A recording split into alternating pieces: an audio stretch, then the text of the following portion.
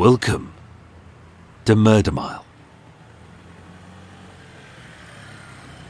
Today, I'm standing on Darbley Street in Soho, W1. One road north of the second killing by the Blackout Ripper. One street west of the pawn robbery by the randy Canadian sailor. A few doors up from the racist attack on Brian Robinson. And the same street as the gentle garrotter. Coming soon to Murder Mile. At 4 Darbley Street, on the ground floor of a 4-storey Georgian terrace, currently stands Creme, a cookie shop. Only these are not those nasty British biscuit-like splats, which were as flat as roadkill, as hard as tarmac, and blessed with one flavour, sickly sweet. These are big fat gooey cookies, thick like muffins and soft like pillows, which melt in the mouth and make you wish the diets didn't exist. Yummy.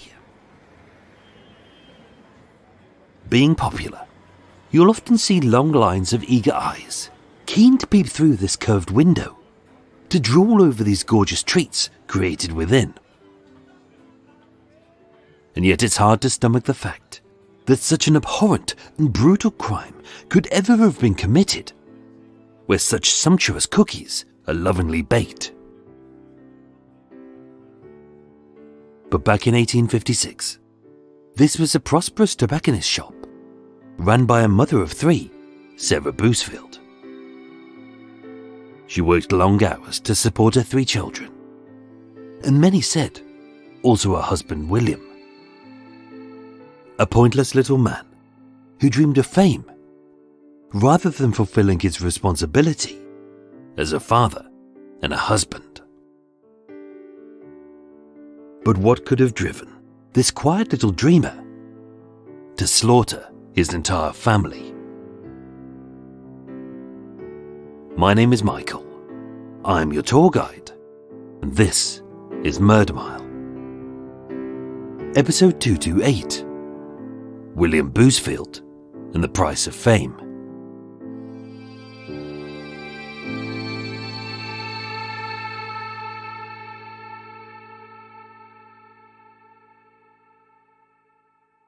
Everyone has a plan of what they wish their life to be. Some achieve it, others don't. And whereas some may fight to ensure the safety of their loved ones, others will do the unthinkable when their dream drifts out of reach.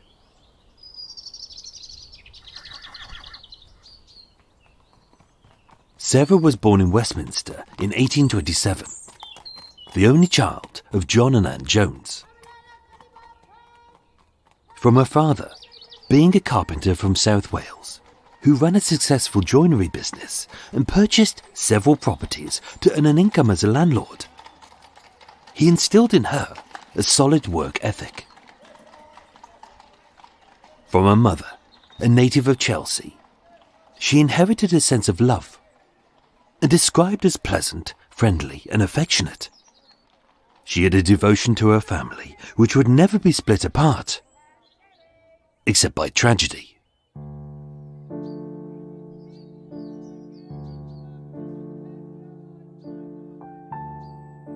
Sarah had brains and business sense. In an era where a woman's place was solely as a mother, a wife, or if she was a widow and a spinster, to earn a meagre pittance doing menial work. But as the perfect harmony of both parents, alone, she could have done well. But with a big part of her life's dream, to marry and to have children, that part of her dream required a man. And his name was William Bousfield.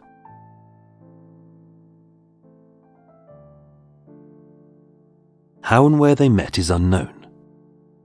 But having impressed both Sarah and her parents, he must have played the part of a loyal lover and a future breadwinner well, as they both liked him and loved him. Whether it was all an act, or a role he was willing to play for a time. Again, that is unknown. But for the first few years of their marriage, William would perform the part of a husband and father as best that he could. As a native of Marylebone, William's upbringing is mostly unrecorded, as although he was raised with two sisters, he didn't seem to be the epitome of a loyal and loving son, but a boy who exasperated his parents. Described as being of a repulsive aspect, he seemed taller than his 5'8" frame suggested, as his body was as thin as a witch's broom, and his pale face had the hollowed-out features of a ghost. And as a quiet and sullen man who was often lost in his own thoughts, his conversations were punctuated by the blowing of wind or the puff of his pipe, rather than the words which unravelled the workings of his mind.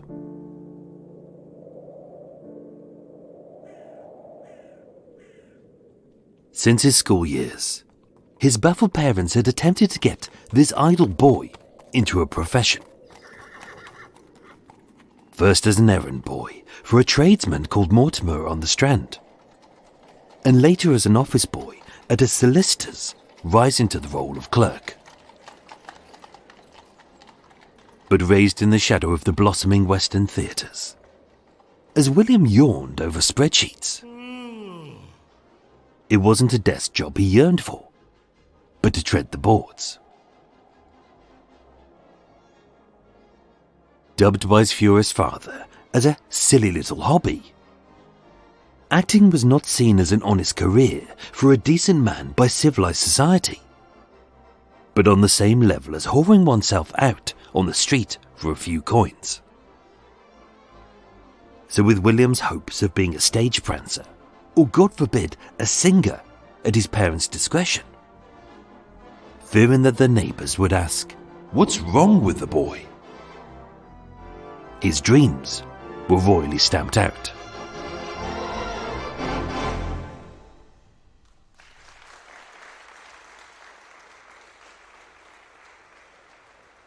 In the winter of 1849, William Bousfield married Sarah Jones, becoming Mr. and Mrs. Bousfield. With one of Sarah's dreams fulfilled, and their first child conceived on their wedding night, this was the wake-up call which should have jolted William from his daze and made him the man his family would deserve. But having married without his father's permission, with his parents disowned as an argument ensued, there was no one left to force him to endure a dull job and to hold back his dreams. Or so he thought. On the 16th of December 1849, Anne Eleanor Bousfield was born. As a healthy girl, she was raised in a loving family home by a doting mother and was adored upon by her grandparents, John and Anne. But from her own father, William, sometimes he fed and held her, but little more than that. A neighbour stated, "He was fond of his children, but not excessively so." And with the same being said of his love for his wife, in the places where William failed as a husband, Sarah's father had to step in. Described by another neighbour as a good man who always showed his daughter the most marked kindness and supplied her with everything they required. Sarah and her children would never suffer any hunger or poverty, even though John would state William hadn't earned a day's wage in years.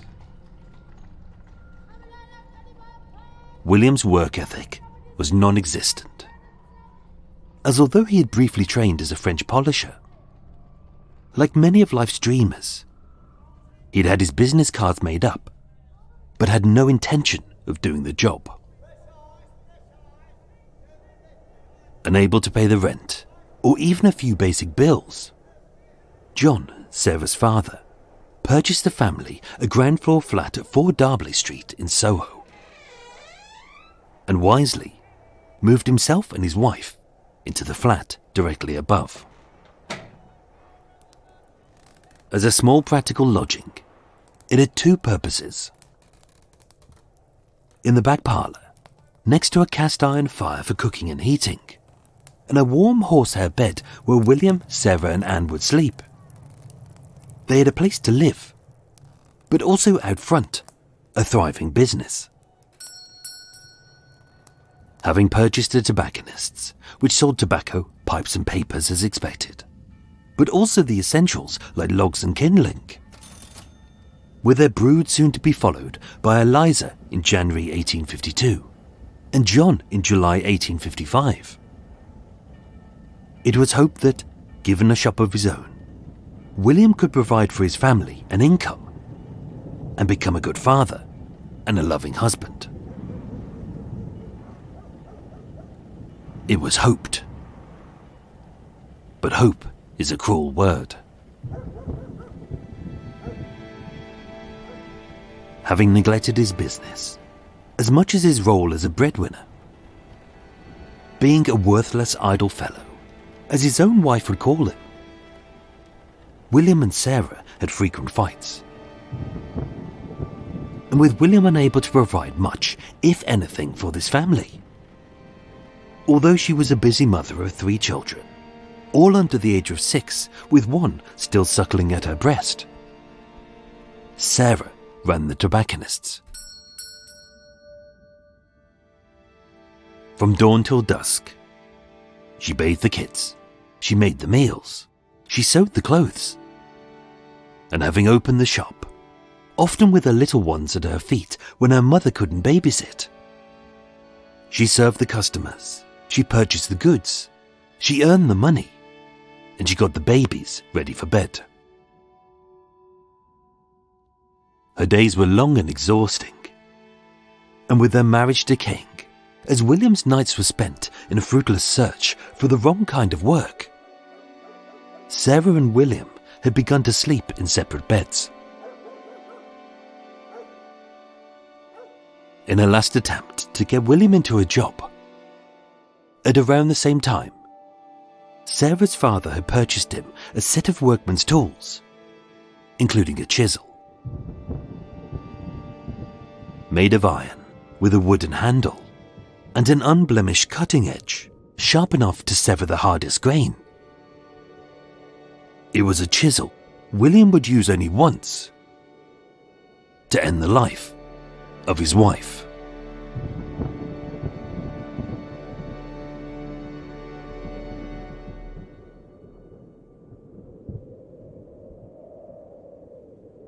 At this point, it would be expected that William's descent into multiple murder would be preceded by a spiral of drink, depression, and rage. Only with no history of insanity.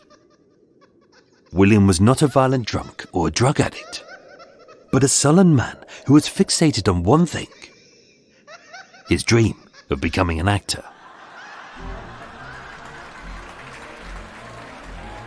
During the first part of the winter of 1855, a winter so cold it was dubbed the Great Frost, William was working on a paltry wage of 5 shillings a week at the Princess's Theatre at 150 Oxford Street. That year he performed in a pantomime, only as neither a gifted actor, nor being quite taciturn, too quiet to project his voice, his name was not on the poster. Billed as a young man, William was little more than a background artiste, whose silent performance was there to add colour to each scene. He had no lines except for what he mimed, and he had no purpose except to add a dash of window dressing. By January, with a newly built Royal Opera House in Covent Garden opening, William got work as a silent set filler for Professor Anderson, the infamous magician billed as the Wizard of the North. As a polite young man, he didn't chat with his fellow thespians. As a boy, he didn't fraternize with any of the dancers. And as an actor, he wasn't the best. As with his performance described as lacking energy, he found it difficult even to smoke authentically on set, even though he smoked at home. With a show every evening, plus a matinee every Wednesday and Saturday, although busy but earning a pittance, the only time he saw his wife and children was in bed or in the tobacconist shop, where as a charming young woman who was bright, chatty, and knew that the best way to keep her mostly male customers coming back was to engage them in a bit of banter, he didn't like the role that she played. Taught by her father, who was a shrewd businessman, Sarah knew to be polite and professional. She knew how to be friendly without being too familiar. And she knew how to be flirtatious as a striking young woman. But as a loyal mother dedicated to her 3 children, that's all it would ever be.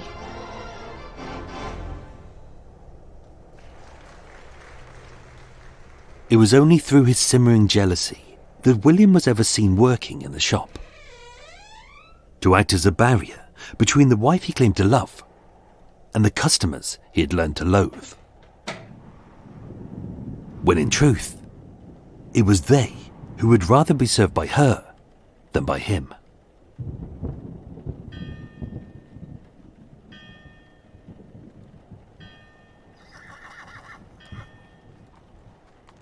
Saturday the 2nd of February 1856 was an unremarkable day, as the only bitterness in the air was the biting wind as the great frost lingered on.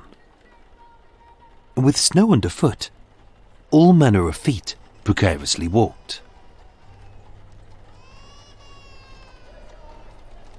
At breakfast, they argued as they often did, but it was nothing out of the ordinary.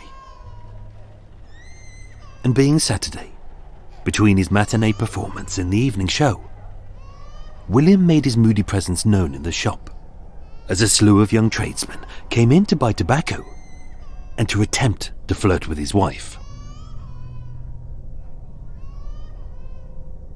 At 7:30 p.m, a witness heard them quarrelling over Sarah being improper, stating, "I had not the slightest idea if it was anything more serious than usual." And having made up, they went about their jobs. If those few bickering words had been the spark which had ignited his rage and left 4 innocents dead, then his actions that followed and his performance at the theatre would have been off. Only it wasn't. He played his role. He fetched some milk, and through the snow, he walked back home to 4 Darbley Street.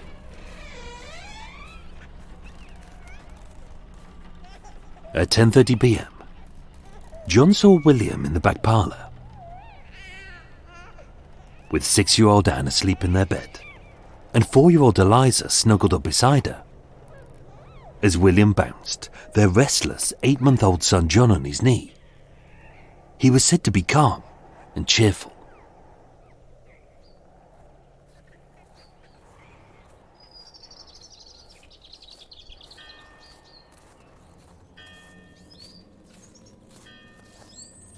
As the dawn chorus broke and the church bell struck 7, with an odd calmness, William walked a 10-minute walk from his home to Bow Street Police Station. Described as sober yet distressed, when PC Fudge asked why he was here, William simply said, "To give myself up. I have murdered my wife." Pleading for the PC to kill him and to ease his pain, although an inch-long wound had been slit across his throat and a second was still flowing freely from a slash to his left wrist. Not all of the blood was his. across his aghast face, down his gulping throat, over his once white shirt, and with a thick red goo dried into crusts on his shivering hands. He wasn't delusional when he gave them his address, just distraught. Accompanied by PC Fudge, as the carriage carrying Inspector Dodd drove into Darbley Street, he was shocked to see that this road was so quiet. As still silently sleeping, a crowd hadn't been roused by the murder. With the door locked, Inspector Dodd knocked, waking what he thought was the first-floor lodger. Who are you? What is this racket? As unaware that the Welshman was the victim's father, Inspector Dodd bluntly stated, Police! A murder has been committed in the back parlour. Startling him awake.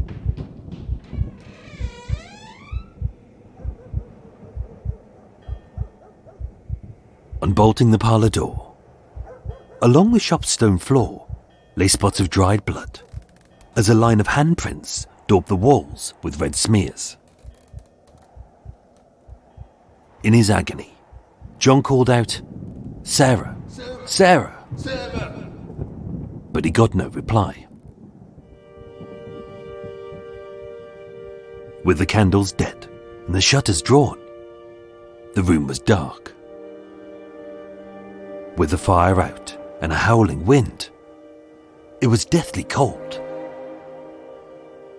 And with no life heard, in the bed lay a silent lump under a woolen sheet. Touching his daughter's pale and blooded face, his fingers knew instantly that she was dead, as not a breath rose from her bloody body, nor steam from the deep long wound which had ripped open her neck. James Hadaway, a surgeon from Berwick Street, examined her body in situ, stating, It had divided the skin and all of the soft parts down to the 4th and 5th vertebrae, and splitting the carotid artery. Inflicted using a razor, this initial wound had occurred as she slept. Only her other wounds were more hateful. There had been an intention to bleed this woman to death. With 3 cuts to her left elbow, which had bifurcated the artery, and 2 to the right. These were made to open the veins. But with a heart found empty of blood, instead he stabbed her in the face, as to deface her in death. For John, aside from the tragedy of losing his daughter, was the irony that she'd been murdered with a tool he had brought William to help him find work. As on the pillow lay the chisel, drenched in blood. With the bedsheets dishevelled and her blood splattered up the walls, what concerned Inspector Dodd was why she had no defensive wounds upon her. In the last 2 minutes she had lived, she had fought for her life, only with her nails intact, no fingers broken, and no slashes to her hands. Why didn't she fight back? And yet it was as he moved her slowly stiffening body that he realized the reason why. As a good mother, a loving woman, and her children's sole protector, as William's razor slit a 4-inch long wound across her throat, and her blooded airways gasped and gagged for even an ounce of oxygen, her only thought was to protect her babies. And although she had shielded them as best that she could, Anne aged 6, Eliza aged 4, and John, who was only 8 months old, had all had their throats slit.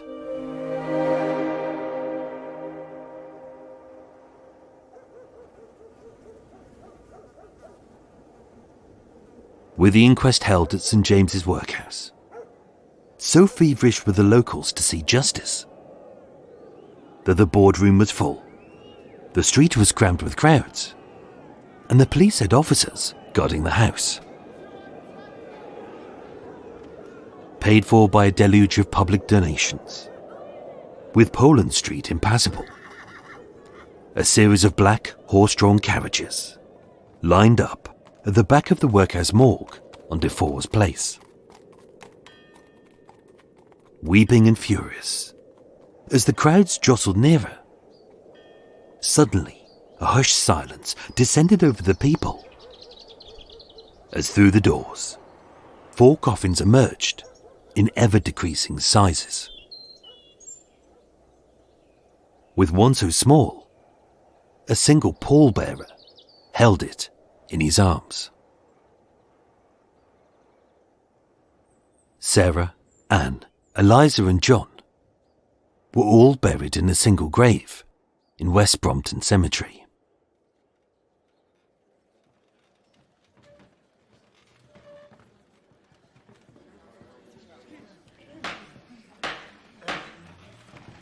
His trial at the Old Bailey was a mere formality. As declared sane, his guilt was evident, and described as a most dreadful character. Although there was an absence of motive, he was sentenced to death.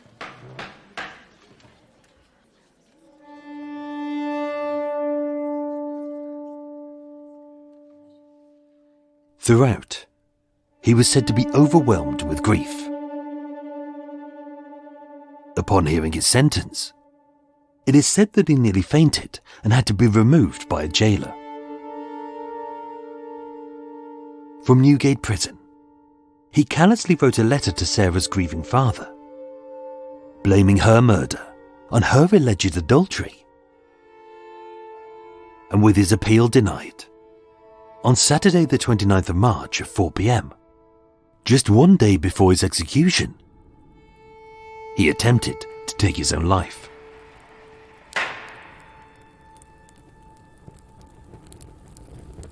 According to the turnkey, whilst he sat in bed, staring intently at the fire, he threw himself headfirst into the grate. As the flames scorched his hair, the hot coals seared his skin, and as the room stunk of burning flesh, his face became a mass of bubbling wounds, which popped and spat like hot fat. But having been rescued within seconds, his fate wouldn't be decided in this room, but at the gallows. Therefore it's odd that for William, whose deadly dream was to become an actor, that he would fail to realise that his greatest performance was yet to come.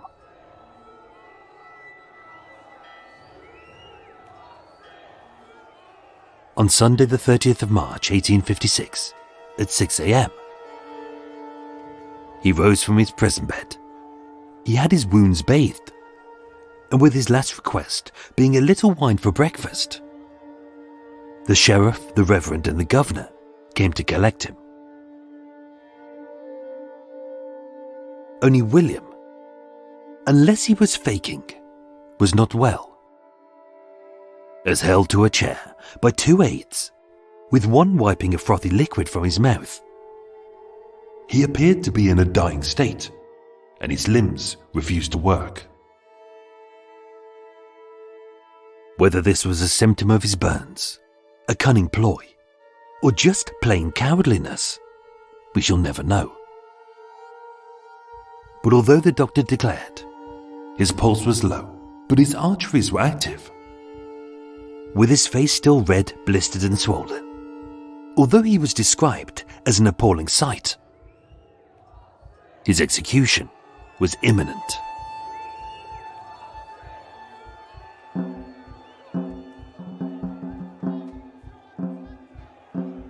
At 8 a.m, having been carried to the scaffold by 4 men, with 2 at his arms and 2 at his legs, with a hemp noose around his scorched neck, which still bled from his tender burns. The Reverend read from the burial service. The prison bell rang its deathly toll, and the 5,000-strong crowd fell silent. Only his death wouldn't be a quick and kindly act of compassion. As with William Calcraft, famed as an executioner, who, like William, was a showman, seeing these executions as a form of entertainment rather than an act of punishment. As the crowd sat supping their beers, he would wow them with his cruelty.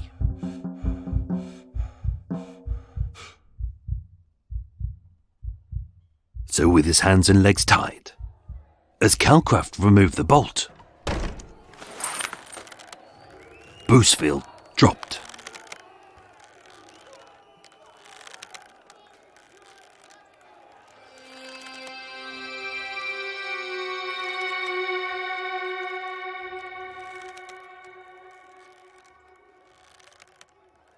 Only he didn't fall a few feet as his neck snapped, but mere inches as his throat was strangled.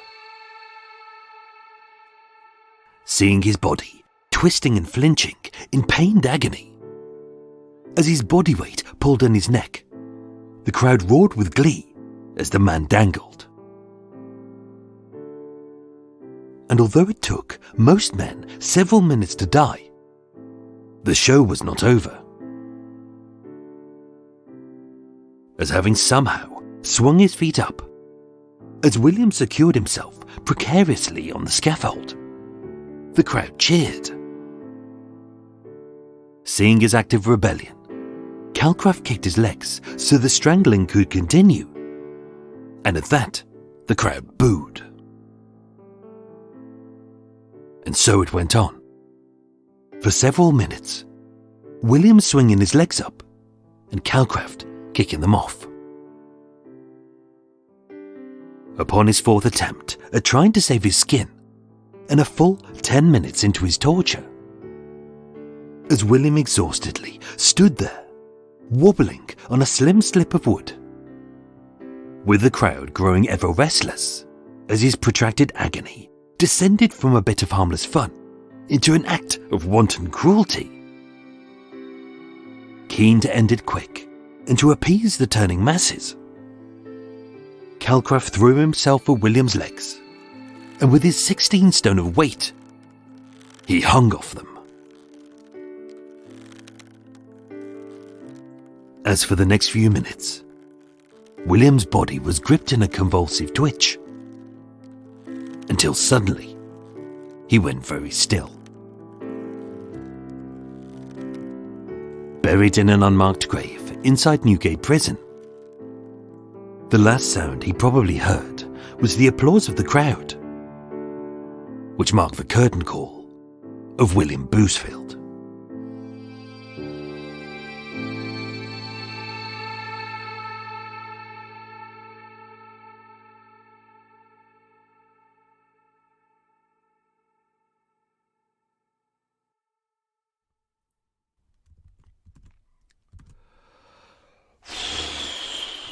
Oh, holy moly pudding and pie. Gonna take your little hat off. There we go. Oh dear. It's fighting to get that one done. Only because I'm in an area where loads of gooses love to hang out. They love to hang out, and there's normally like about 100 gooses here, but there's almost none today. But I can hear them in the background. They're on their way, and I can hear them getting nearer and nearer. It's like, oh, you little bastards. And above me is all the little parakeets as well. It's pointless little green parakeets that spend their life going, making horrible bloody noises, little bastards. Oh, I don't agree with hunting, but those little parakeets, just get rid of them. What's the point to them? They shouldn't be here anyway. Ooh, bloody foreigners coming over here with their green wings. So there we go, folks. Hope you enjoyed that episode. If indeed you can enjoy an episode of a pointless little man who murdered his entire family. What a horrible story. Oh, but I'm just going to open the window a bit. Going to pop on my my water with my tea that's ready. Oh, it looks very lovely outside. Nice and warm, except I'm going to be in the coffee shop editing spending hours and hours to get rid of all the pops and clicks and horrible sounds in the audio. Anyway. Oh, welcome to Extra Mile. So I've been away a while, haven't I? Unscripted, unedited bit. What day are we on now? 26th of September. So technically you don't know that I'm back because I've already done the next two episodes before I left to go to France, but now I'm back from France. So even though you won't be hearing this till middle of October, I'm in the past. Whoa, look at me, I'm in the past. Let me tell you what's going on in the past. It's pretty much the same as the future. Our politicians are all shit. They're doing a crap job, as they always do. It's what they do, isn't it? Anyway, just got back from France. It was very nice. Weather was good for about 4 days and shit for 2 days. I think I brought all the shit weather with me. But it was very nice. Got to see my dad and my stepmom. I haven't seen them in about a year, which was nice. A little bit burned, which was good because the weather was good at times. So I sat there vegging out. I did nothing. I didn't take any laptop with me. I didn't do anything. It was very good. And then I sat there getting a bit sunburned and drinking Leffe Ruby. So I think over here we only seem to have regular Leffe and Leffe Brun, which is a bit of a madman. But over there they got Leffe Ruby. I think we can get it in some places here, and it's got a kind of a nice cherry flavour to it. It's very nice. It's very nice. So I enjoyed that. And got very sunburned and did lots of walking. Just because they're in the middle of nowhere, and the problem is you have to drive everywhere. Like even to the nearest village you have to drive, and I don't like that. I just like, yeah, okay, there's a little village 7 miles away. I'll happily do like a 7-mile journey there and back. So 15 miles just to go and pick up a pastry, even though the pastry shop will be shut. So lots of exercise, but lots of visiting, lots of really good places to eat. That's the thing I found fascinating about France is I'm only really used to Paris and places like that, but in kind of middle of nowhere, even like we walked into a place that looked like a trucker's stop, and the food in there was exceptional. Like the food came out, I was expecting slop on a plate, and it was like delicious 3-course meals that were exquisitely designed, and you just go, wow, this is not what I was expecting. Gonna have my herbal tea. There we go. So that was all good. Yeah, really good food. Went to see a cave. A cave full of crystals. That was really interesting, except when we went in there they give us headset because we're English, and the tour guide was in French, and the lady did say, she said, we're having a bit of problems with this at the moment, so hopefully it will work. It didn't work. We got the first 2 minutes, and then basically occasionally it would cut in on unimportant bits, and like we realised the bits that we would get like would be about 3 minutes long, and then the tour guide would do a bit for the French people which was about 15 minutes long with lots of jokes in it as well because they're all laughing. So yeah, we had no idea what was going on, but it was very nice. We did that. So yes, so I'm back here now, back in good old United Kingdom. There we go. I hope it hasn't been cocked up any more since I left. It was shit when I was leaving. It's probably still shit now, isn't it? So what's going on? Just quickly, thank you to new Patreon subscribers. So thank you to Teresa, Michelle Cressida, and Robin Howell. So thank you, Teresa, Michelle, and Robin. Thank you so much for becoming Patreon subscribers, of course. You get lots of goodies in there, lots of goodies that I don't share anywhere else. You get exclusive Walk With Me series. I think there's like 160 episodes of that so far. So you can enjoy all those. And when I'm away researching, I do Walk With Me, so you get updates on what's happening with the future episodes and all things like that. You also get video and ebooks, and there's lots of goodies in there. It's all lovely stuff. So yes.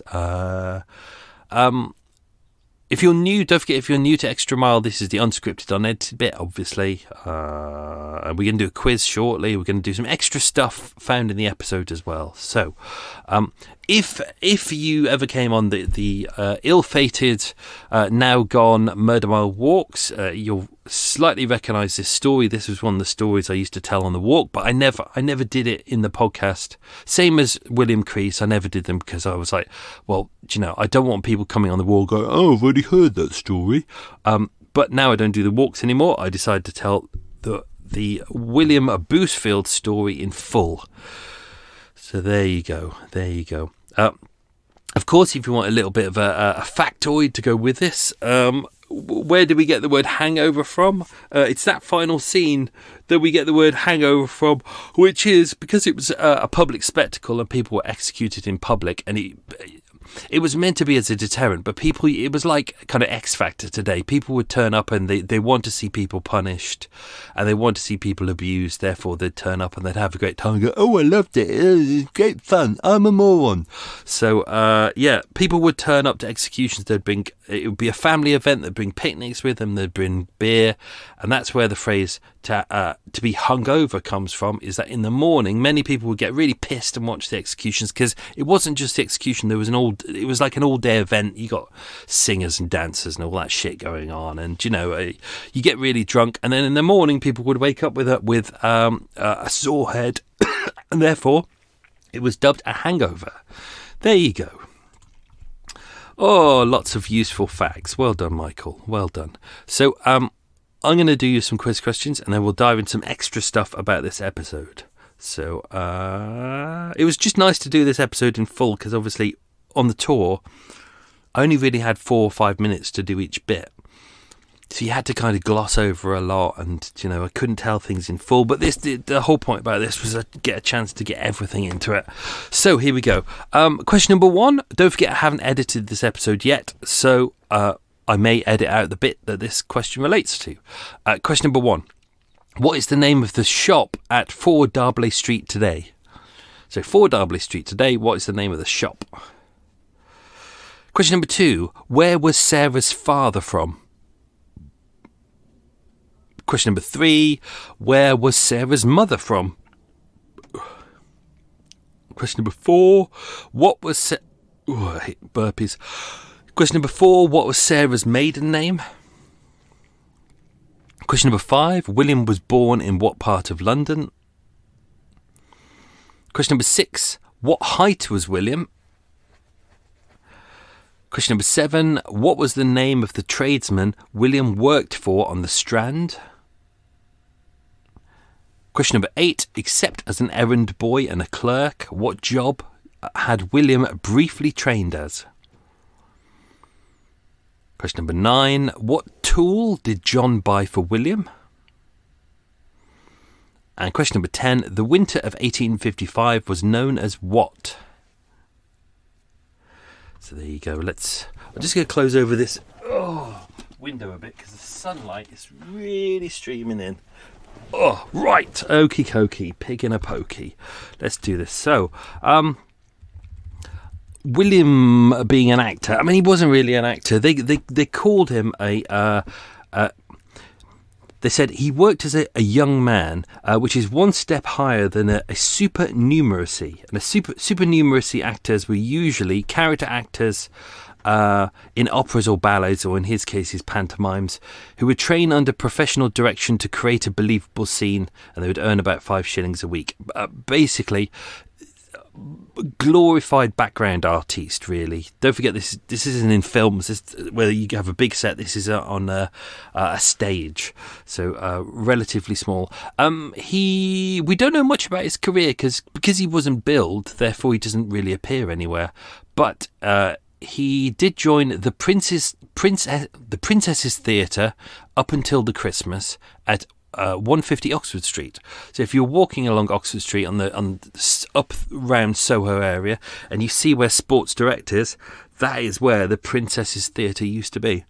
Obviously around this time we've got the Covent Garden Theatre.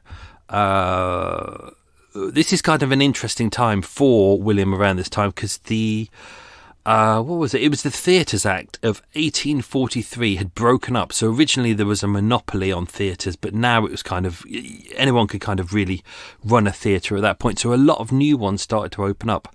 And obviously the Covent Garden Theatre was originally the Royal Italian Opera House. That had gone through a couple of changes. It also burnt down. Just prior to that, I can't remember the dates of that. So it had just been remodeled. It was just opening up. There was a new show coming in, and this was going to be where is it? Professor Anderson, the Wizard of the North. I'm sure I've got some extra details here about Professor Anderson. Where is he? Where are you? John Henry Anderson, his name was, an infamous magician. There are a couple of pages online about that because he was relatively well known of his day. So almost spilt my tea then. Quite a decent show to be a part of, but William wasn't exactly a huge part of it. In fact, Professor Anderson, his show, a year before. Coop being a pain in the arse outside. A year before, this was meant to be his farewell show, and he'd gone up to Aberdeen and he did a farewell show. And apparently the show was such a success that it actually inspired him to not do a farewell show. It's kind of like Elton John, isn't it? His farewell, no, not farewell show.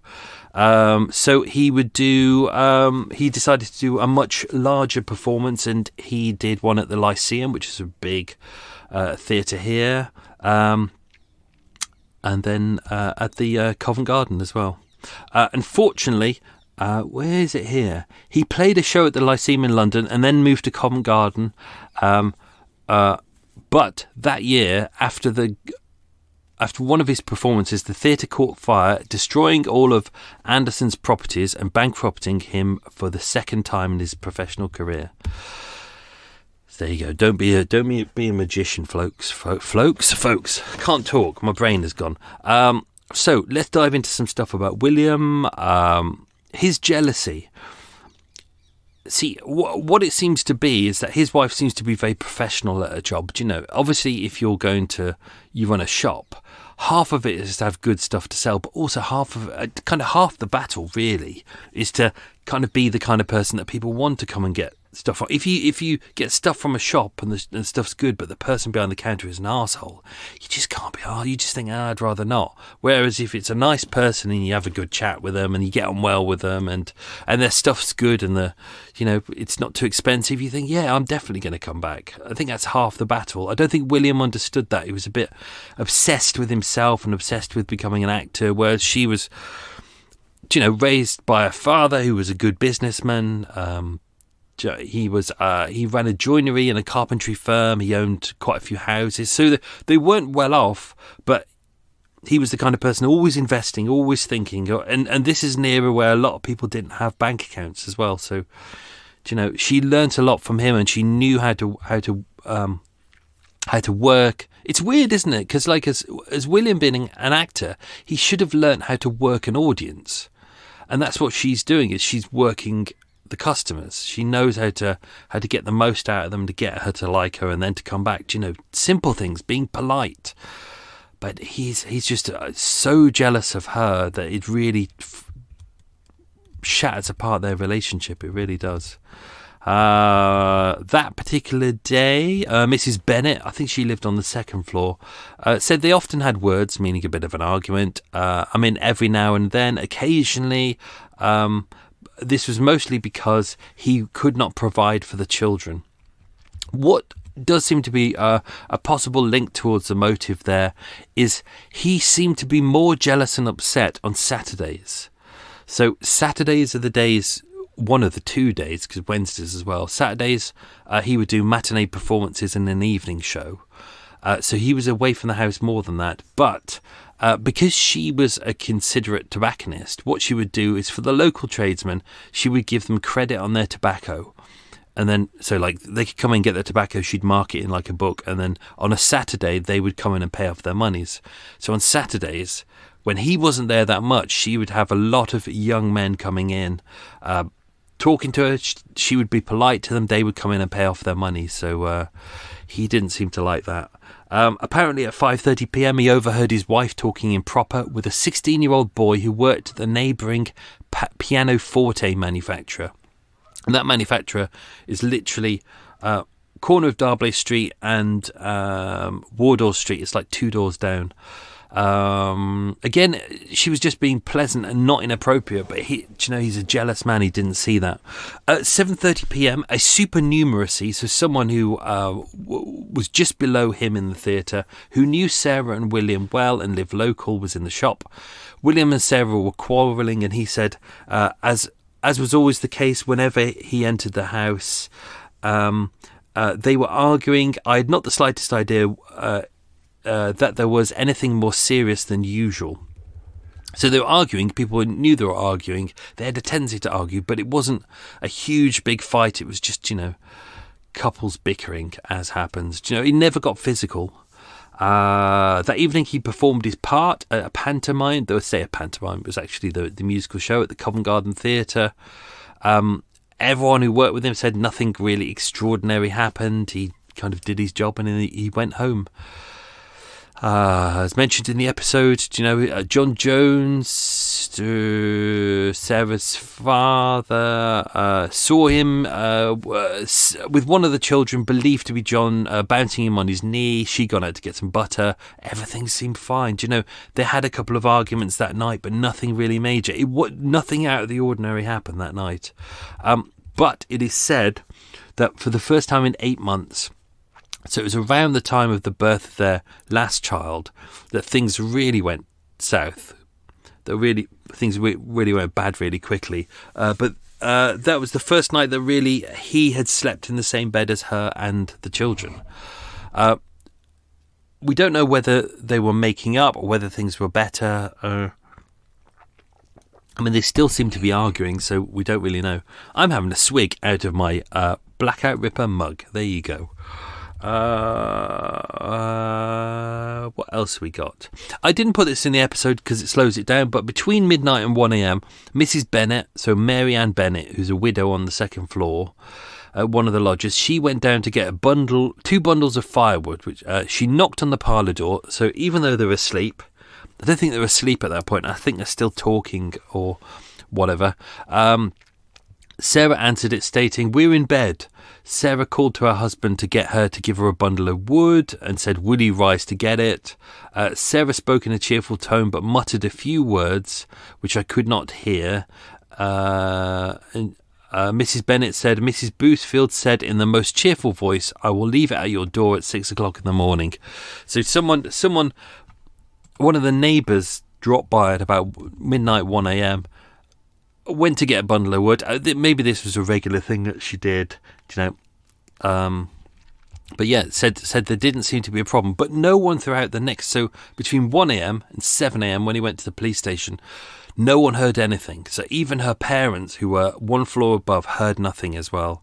There was no crying, there was no shouting, no argument at all. As far as everyone is concerned, they all went to bed, them and the children. Let's have a look. So he goes to Bow Street Police Station.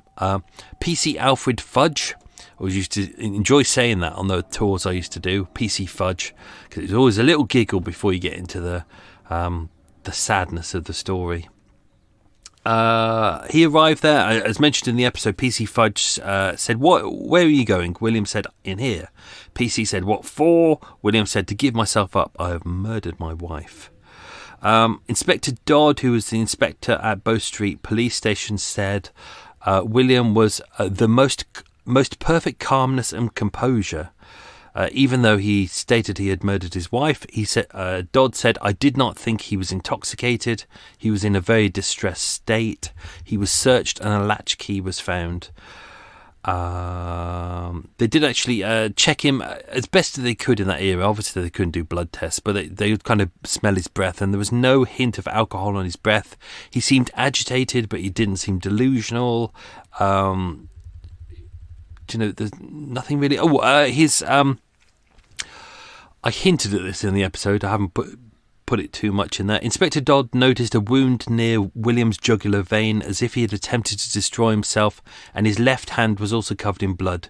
The wound was not a severe one, he stated, only an inch long. It appeared to have severed the skin. His hand was bleeding considerably.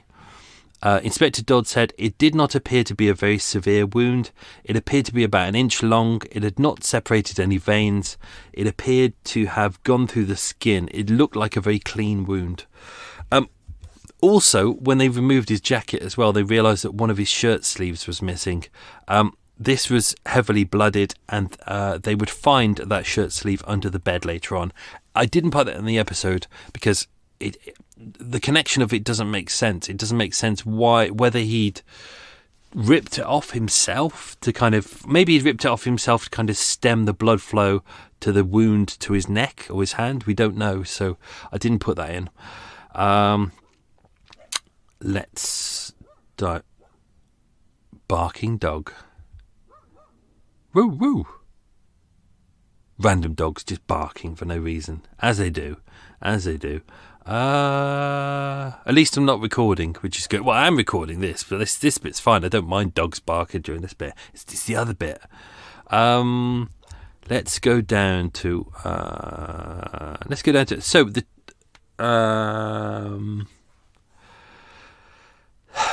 Well, fuck it. Do you know what? I'm going to ruin one of the quiz. I've already ruined one of the quiz questions a little bit earlier. So if you spotted that, I try not to draw attention to it. I'm going to have to ruin one of the other ones now because I need to draw attention to this. So, why is that dog having a bark? There was a cat on my boat earlier on. Just sat there in my bow, just like a tabby, just staring at me. Didn't want to come in, which was good. And then would just lick itself and then bugger off. It's what they do, isn't it? Thank you for licking your genitals on my boat. Maybe I'm just jealous. So the weapon itself was a 5/8 chisel, 5 inches long and an 1/8 of an inch in breadth. This was found on the bed pillow with Sarah. The blood on it was still slightly wet, and there was a shaving razor, which was William's, which was broken. Both were smeared with blood. And the chisel left a jagged wound. So that's how they were able to know which weapon was used on which parts of the body. So with Sarah, it was the razor that was used to slit her throat. Most likely that was the first one. And then the chisel was used for the wounds for the elbows, so the veins, but also the wounds to her face as well. Inspector Dodd said there was a great quantity of clotted blood between the dead bodies on the bed and a great quantity of blood on the floor. I traced the blood from the side of the French bedstead across the shop. There was a great deal of blood about the shop, so it doesn't look like he moved the bodies, but what it does look like is that he certainly tried to kill himself at some point, or at least make it look like he was trying to kill himself. So that's most likely where the blood across the shop came from, but it's unlikely that the bodies were moved. We really don't know what happened between that 1 o'clock and the 7 o'clock. So it would have taken him about 15 minutes to get to the police station.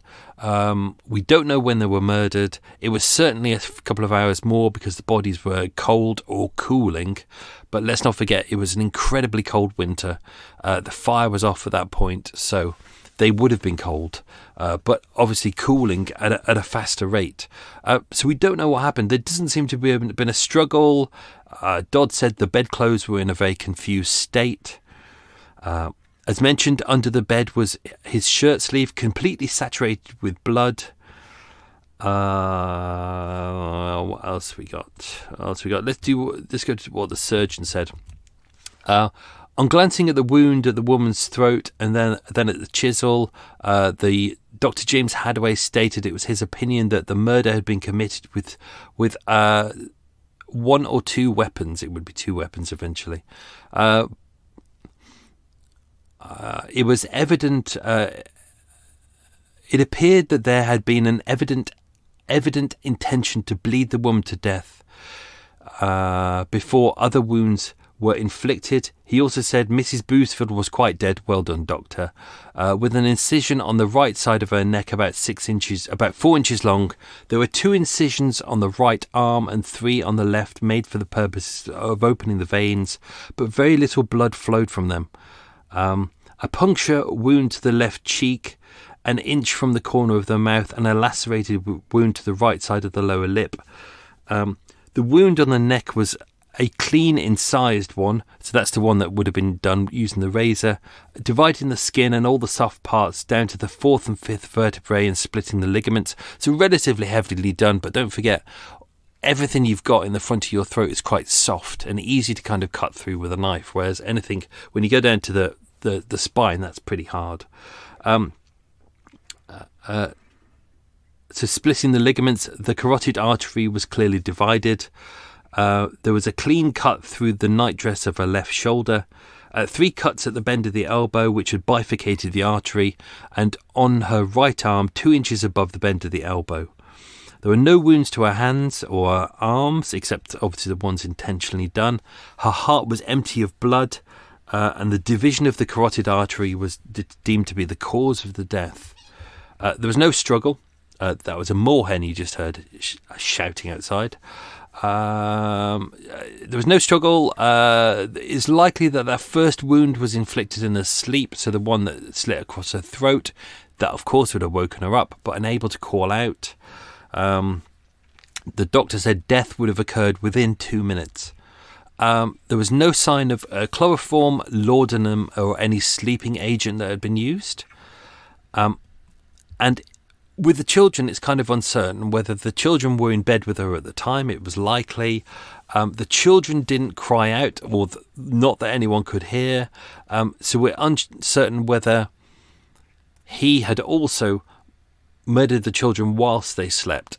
I think that's more likely, and it's likely also that he probably went oldest to youngest as well. So Anne first, who was 6, found 2 incisions on the right hand side of her neck and 1 on the left, either of which would have been sufficient to cause death.